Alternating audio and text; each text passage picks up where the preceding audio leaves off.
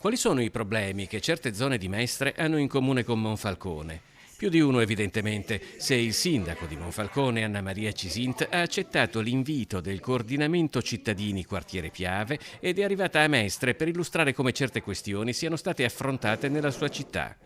Da qualche tempo Cisint è assurta agli onori delle cronache politiche nazionali per le sue posizioni, dalle moschee al velo, in una città in cui quasi il 30% della popolazione è oramai straniero. Delle chiese islamiche devono avere anche il contesto di chiesa, non è che possono essere aperte in un supermercato, perché il supermercato è un supermercato, quindi ci sono delle tipologie ben precise.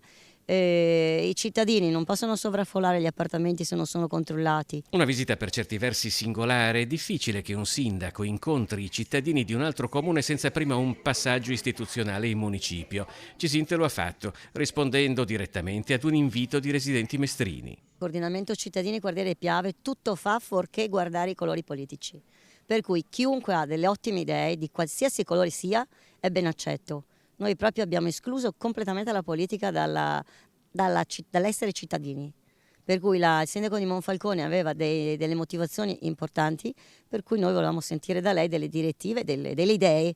Tra i consigli del sindaco Cisint, azioni di controllo più serrate nel quartiere, verifiche assidue e capillari sulle destinazioni d'uso delle attività commerciali, modifiche del regolamento di polizia urbana alle nuove esigenze e soprattutto il comune deve impiegare tempo e risorse alla soluzione dei problemi. Diciamo che ci ha dato moltissimi punti, abbiamo parlato di tutta una vita sociale e speriamo anche di rivederla, di ritornare su questo.